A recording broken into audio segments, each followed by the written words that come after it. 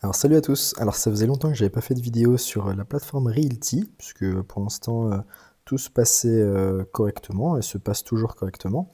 Mais là ils ont sorti un nouveau token qui n'est pas basé sur de l'immobilier. Alors je pense que vous le savez tous, mais Realty ça veut dire Real Token. Et donc ils avaient pour but en tout cas de commencer par l'immobilier, mais ils avaient envisagé de poursuivre la tokenisation d'actifs réels et donc de diversifier par la suite, ne pas rester que sur l'immobilier, mais présenter d'autres choses. Et du coup là, ils ont enfin sauté le pas, donc avec ce nouveau token. Donc c'est un token d'affacturage. Donc pour ceux qui ne connaissent pas, on va en parler par la suite, hein. On va présenter un peu tout ça. Mais c'est plutôt très intéressant, en tout cas pour moi, parce que ayant des parts dans la société Realty via la levée de fonds, c'est intéressant qu'ils proposent d'autres types de tokens, parce que je pense que vous avez vu sur D3, les rendements commencent à faiblir un petit peu. Euh, pour ceux qui étaient là depuis le début, vous savez que Realty proposait avant des biens largement au-dessus de 10%. Maintenant, ils peinent à trouver des projets à 9% sur, vous voyez, hein, sur D3. Donc là, c'est plutôt une nouvelle forme qui semble assez intéressante, malgré le fait que, on va voir par la suite, il y a encore deux, trois petites choses qui, moi, en tant qu'investisseur, me bloquent un peu, mais on va voir par la suite. Donc déjà, c'est un token qui ne repose pas sur la dette et sur l'usure. Donc vous voyez le petit logo là, Sharia Compliant, donc ça veut dire que si vous êtes musulman et que vous avez, on va dire, certains types d'investissements pour lesquels vous pouvez aller et d'autres pour lesquels vous ne pouvez pas puisqu'ils ne sont pas en accord avec vos principes, quels qu'ils soient, sachez que Realty propose justement le premier token qui ne fonctionne pas par la dette et l'usure, et donc qui est compatible avec, on va dire, les préceptes musulmans. Donc ça, c'est plutôt intéressant parce que ça va permettre, donc comme je vous l'ai dit, moi je possède des parts sur l'entité Realty et pas que des tokens de maison ou d'appartements, enfin d'immobilier. Et du coup, ça va pouvoir ouvrir vers de nouveaux horizons pour de nouveaux investisseurs. Et je trouve que c'est plutôt très intéressant comme type d'offre. Alors, pour ce qui est vraiment concrètement du token, on va aller voir donc ce qu'il en est. Alors malheureusement, je trouve qu'on n'a pas énormément de détails. Euh, Ici, on voit que on peut investir sur un token qui va être en fait assez intéressant vis-à-vis du rendement. On est sur du 12%, qui projette de payer dans le même système que un token de maison, c'est-à-dire payer à la semaine. Et vous voyez ici, c'est un token qui fournit 6 dollars par an, et vous achetez avec un dollar à 50 dollars et vous en avez 8000 à acheter pour un total de 400 000 dollars de financement. Alors, on va aller tout de suite voir qu'est-ce que c'est concrètement, puisque là, ça va être sur, je ne sais pas s'il y en a beaucoup qui connaissent, en banque, c'est souvent utilisé, c'est donc de l'affacturage, donc factoring en anglais, et je vais vous expliquer le principe tout de suite. Alors, faut se mettre en place que nous sommes une entreprise ici, donc on est un grossiste, et on va pouvoir avoir des clients ici qui vont nous commander donc des fournitures, et nous on va leur fournir, en fait c'est vraiment notre business, on va acheter à des fournisseurs étrangers et on va ensuite fournir aux clients. Donc comment ça se passe? Vous avez donc votre client qui fait une facture, mettons 100 000 euros. Donc ici je vais utiliser des exemples chiffrés, mais c'est en rien la vérité, chaque cas sera différent, mais ici c'est vraiment pour vous imager le principe. Donc, on va avoir une commande de fourniture. Donc, mettons par exemple des outils de construction, par exemple. Donc, pour 100 000 euros, nous, on va tout de suite éditer une facture donc, que notre client va devoir nous payer. Et par la suite, on va aller se fournir dans un fournisseur étranger, par exemple. Et on va faire une commande et on va régler en comptant. Donc ici, par exemple, mettons que pour la fourniture à 100 000 euros, nous, on va réussir à l'avoir à 65 000. Donc on va payer 65 000 euros, donc on va sortir de notre trésorerie 65 000 euros pour pouvoir nous fournir. Ensuite, une fois qu'on aura payé, on va avoir la livraison des marchandises. Donc généralement, c'est comme je vous l'ai dit dans un autre pays, donc on va avoir un délai d'acheminement des fournitures. Et donc on va prendre comme hypothèse 30 jours. Au bout de ces 30 jours, on va recevoir notre marchandise et on va l'envoyer à notre client. Donc on va avoir la livraison. Et par la suite, on va avoir notre client qui, une fois avoir reçu la livraison des marchandises, va nous régler. Et on va dire en moyenne, c'est 60 jours. En tout cas, en France, en général, les fournisseurs, ils ont des délais de paiement de 60 jours. Et donc, le récapitulatif, c'est que le premier jour, on avait donc 65 000 € en trésorerie au J0. Ensuite, à J+30, on a payé et on a reçu la livraison de marchandises. Donc là, on a une trésorerie de 0. Et à 90 jours, donc une fois le règlement du client effectué, on a à nouveau une trésorerie, cette fois de 100 000 € et on a effectué un gain sur la transaction de 35 000 €. Donc ici, vous avez le schéma sur l'opération. Par contre, qu'est-ce que vous faites si vous avez un autre client? Vous avez un deuxième client qui vous demande la même type d'opération, mais vous voyez que vous ne pouvez pas le fournir puisque vous avez une trésor entre le J30 et le J90 à 0. Et donc, vous ne pouvez pas réémettre l'achat et la commande de fourniture chez notre fournisseur étranger puisque forcément, on n'a plus de trésorerie. Donc là, on va avoir un besoin d'un fonds de roulement qui ne va pas assurer le fonctionnement. Donc, comment on fait? Et là, on est bloqué. Et donc là, en fait, ça va faire une perte pour l'entreprise, puisqu'elle a un coût d'opportunité. Elle pourrait réaliser d'autres commandes si elle avait un peu plus d'argent en trésorerie, mais malheureusement, on a des délais qui nous en empêchent. Donc, c'est là qu'on va voir l'intérêt du factor et donc de l'affacturage. Donc ici, on va reprendre, imaginons que là, c'est notre deuxième client qui arrive, on a effectué notre transaction et là, on n'a pas d'argent. Donc on est à trésorerie 0. Et donc pareil, donc notre client, il va effectuer une commande de 100 000 €. Nous, on va lui émettre une facture de 100 000 € également. Et c'est là que Realty, on va dire, va intervenir. Alors ici, j'ai pris l'exemple, on va dire que Realty, c'est la société d'affacturage. Attention, dans le cadre du token, je ne sais pas si vous avez bien regardé le CC Realty. Je vous le conseille en tout cas, sur YouTube il est disponible, c'est justement quand les fondateurs expliquent tous les jeudis grosso modo l'avancée, et là il disait que donc Realty va mettre en fait en place le token, mais en fait va fonctionner avec un partenaire qui lui va être en charge de gérer, et ça va être vraiment eux les spécialistes de la société d'affacturage, non pas Realty. Donc là, pour schématiser, on va dire que c'est Realty, mais voilà, je préfère vous l'expliquer clairement. Realty ne sont pas experts dans ce domaine et donc ils vont plutôt s'épauler d'experts sur ce secteur. Donc dans ce cas-là, on va nous faire une session de facture. Donc vous voyez qu'en haut, donc la facture, en tout cas la créance du client n'est plus envers l'entreprise, mais elle va être en face de la société d'affacturage. La société d'affacturage, en contrepartie, va nous régler immédiatement, donc sous 48 heures, un règlement de 80 000 €. Donc ici encore, c'est des chiffres estimatifs, approximatifs, mais on voit que du coup, il y a 20 000 € d'écart. Par contre, l'entreprise va pouvoir avoir directement une nouvelle trésorerie. Et donc là, on va pouvoir effectuer, comme auparavant, le règlement auprès de notre fournisseur étranger. On va pouvoir payer et recevoir. Donc ici, on paye encore les 65 000 €. Et on va pouvoir ensuite faire la livraison de marchandises.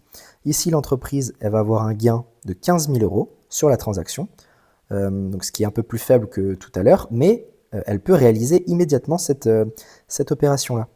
Et ensuite, elle sort de l'opération, puisqu'elle a réalisé son gain et effectué la livraison de marchandises. Et là, ça va être entre la société d'affacturage, donc le factor, de faire la gestion de la créance, donc aller voir le client et lui réclamer la créance, tout simplement le remboursement, et ensuite on va avoir le règlement des 100 000 € du client. Et là on va voir que Realty et la société d'affacturage réalisent un gain de 20 000 €. Voilà. Et en fait l'intérêt, c'est que durant, comme on l'a vu ici, on va avoir entre le J2 et le J90, on ne va pas avoir besoin d'attendre le paiement final, puisque la société d'affacturage va justement pouvoir être présente et justement jouer le rôle de provision de trésorerie pour l'entreprise. Et on va pouvoir justement réaliser de plus en plus d'opérations durant ce délai-là. Et donc, en fait, même si l'entreprise, elle, gagne un peu moins, hein, on l'a vu avant, elle gagnait 35 000 de gains, là, elle gagne 15 000 par exemple, mais elle va pouvoir générer une dizaine, voire une centaine d'opérations durant ce laps de temps. Et donc, elle va gagner non pas sur le prix, mais sur le volume. Et donc voilà, donc ça c'est vraiment l'intérêt d'intégrer un factor dans l'équation. Alors, concernant le factor, parce que là, du coup, on s'est mis à la place de l'entreprise, mais nous, on va jouer le rôle du factor via Realty. Et donc, on va voir les différentes missions. En fait, on va vraiment appréhender le rôle du factor. Donc, les missions, comme je vous l'ai dit, c'était le recouvrement des factures. Et pendant le CC de Realty, Rémi a laissé entendre qu'il y aurait la gestion et l'acheminement des livraisons de toutes les fournitures, donc s'assurer que tout est bien embarqué sur les bons cargaisons, que ça allait être bien livré au bon moment avec les aléas, etc. Donc ça va être en plus une mission de la société d'affacturage qui sera partenaire de Realty. Ensuite, il va y avoir donc le risque, donc forcément le risque de défaut de paiement du client. Donc ça, c'est encore quelque chose qu'on n'a pas assez appréhendé, je trouve. On n'a pas assez d'informations. Et ensuite, on va voir la gestion du risque. Donc forcément, lorsqu'il y a un risque, comment on va appréhender cela. Et donc, on a vu qu'il y avait notamment donc, la classification des factures par tranche. Donc ici, vous pouvez le voir, on est sur un token Factoring Profit Shares type B. Donc B, c'est pas assez indiqué en tout cas sur le site pour l'instant, mais si on fait un peu de recherche, eh ben, on va voir que en fait, il y a différentes classifications pour les créances. Et en fait, on va rejoindre un peu la même classification qu'en banque ou alors que pour les obligations. On va voir A, B et C, ou alors triple A, triple B, triple C. Et en fait, plus on va descendre, plus ça va être risqué. Et donc, vous avez par exemple en A un risque faible, donc, et on va avoir des sociétés très connues, on va dire, qui ne sont pas à risque, comme Rémi donnait des exemples comme Walmart, qui est un peu l'exemple de Carrefour, Leclerc, des grandes distributions en Amérique. Donc ça, c'est des choses, c'est des clients qui sont très très très solides financièrement. Et donc voilà, donc ça c'est le type d'entreprise qu'on aimerait bien. Mais par contre, du coup, comme ils sont très peu risqués, on va avoir un rendement assez faible. Et à l'inverse, plus on descend, plus on va avoir des rendements élevés pour rémunérer le risque. Donc là, on va voir par exemple en B des PME, on va dire régionales. Et on a aussi des débiteurs fiables, mais avec quelques fragilités, voilà, sur les deux tableaux. Donc ça, c'est vraiment l'appréhension du risque, qui n'est pas encore assez exposé sur Realty, en tout cas à mon sens actuellement. Donc c'est vraiment une question, pourquoi ils se sont autant dépêchés de présenter ce token? Je sais pas trop, j'aurais préféré moi en tant qu'investisseur qu'ils mettent plus de temps avant de nous présenter ça et qu'ils mettent toute la documentation nécessaire. Parce que là, donc actuellement, là je fais la vidéo, on est le samedi 03 mai, pardon, mai 2025. Et voilà les questions que moi j'aurais aimé trouver, en tout cas les réponses aux questions, c'est la classification, donc les factures, les risques, donner on va dire des barèmes pour s'y retrouver. Donc là j'ai cherché par moi-même, mais bon, je trouvais que ça manquait de concrétisation, en tout cas sur ça. Les clients, là on voit pas, on sait juste que c'est des types B, mais on sait pas chez qui on investit. Donc les noms, la localisation, secteur d'activité, ce qui est quand même voilà, le minimum quand on investit, c'est de savoir dans quoi on investit. Donc je trouve ça un peu dommage. Pour les procédures de recouvrement, parce que il est indiqué que c'est assez risqué vis-à-vis de ce type de bien. Alors, je sais qu'en banque, ça se fait énormément, mais ils ont la connaissance du client. Nous, là, on ne sait pas trop. Ça ressemble un peu à du crowdfunding ou crowdlending. On va prêter à des entreprises, sauf que là, on n'a ni bilan, on n'a absolument aucun détail. Et moi, ça me gêne un peu. Donc, si jamais il y a des recouvrements, comment ça se passe? Est-ce qu'il y a des garanties? La durée des recouvrements? Voilà, donc avoir vraiment un aspect déroulement en général d'une opération de recouvrement, ça m'aurait intéressé. Et ensuite, la réaffectation des profits. Donc, il a été question, par exemple, la durée. Donc, une fois qu'on a réinvesti, donc la société d'affacturage qui récupère les 20 000 de gains, comment elle va les réinvestir? Donc, il est dit que les profits allaient être réinvestis dans un autre prêt pour pouvoir faire un peu effet boule de neige et un peu accumulatif. Sauf que là, du coup, capitalisant, mais là, du coup, on n'a pas trop le détail. Donc, il a été évoqué qu'il y aurait une durée de réaffectation de 7 à 10 jours, donc qui correspond ici. Donc, each opportunity undergoes a comprehensive 7 days review. Donc, en fait, ils vont prendre le temps d'analyser donc une nouvelle créance avec un nouveau business et voir si, en plus de ça, c'est Sharia compliance avant de redéployer justement le capital. Donc, ça, c'est intéressant. Maintenant, en détail, voilà, j'aurais préféré qu'on ait un peu plus d'exemples. Bon, là, c'est le premier token, on va voir comment ça se déroule. Et aussi le type de créance. Si on réinvestit dans une créance, est-ce que ça va être encore des types B ou est-ce que ça va être peut-être plus dégradé, plus risqué? Voilà, donc ça, j'aimerais bien avoir plus de détails. Je ne l'ai pas retrouvé sur la documentation qui est actuellement disponible. Et ensuite, voilà, donc pour ce qui est des risques, donc ils l'ont bien spécifié ici. Il faut voir que donc on est sur une offre très spéculative de par nature, qui donc expose à un grand risque de défaut et aussi une perte en capital. Bon, là, vous allez me dire, c'est un peu évident puisque c'est de l'investissement. Mais voilà, donc on n'a pas assez de recul et j'aurais bien aimé avoir un peu plus de détails vis-à-vis de ça. Il indique aussi qu'il n'y a pas d'assurance, that the company business objective will be achieved or that a secondary market will ever develop for the interest. Donc ça, on ne sait pas encore si ce sera capable d'avoir un marché secondaire. Alors, ils nous l'ont dit à l'oral. Maintenant, il n'y a rien d'écrit, il n'y a rien de fait. Donc voilà, je préfère prévenir en tout cas pour ceux qui voudraient investir. C'est dans les tuyaux, mais actuellement, rien n'est fait. Et pour finir, donc risque de tolérance, voilà, low liquidité forcément, puisque ça va être le premier token, on va peut-être pas pouvoir le revendre immédiatement. Il a été dit qu'on pourrait, comme pour les propriétés, les revendre à Realty à n'importe quel moment, donc à voir comment ça se concrétise. Voilà, maintenant moi, si j'investis, ça serait plutôt pour le garder, puisque je pense que le projet, alors le projet en lui-même est intéressant. Là, je vais vous donner mon avis, hein. Puisque moi j'ai vu en banque pas mal de choses se faire. En fait, c'est quelque chose qui se fait énormément en France. On est même, je pense que quasiment personne ne le savait, hein, puisque c'est un domaine assez chasse gardée, on va dire. Mais on est les leaders européens ou deuxième d'Europe sur l'affacturage, notamment avec nos grandes banques françaises. Et donc, c'est quelque chose qui marche. Donc, c'est pour ça que voilà, on peut quand même assez relativiser vis-à-vis de ce type d'investissement.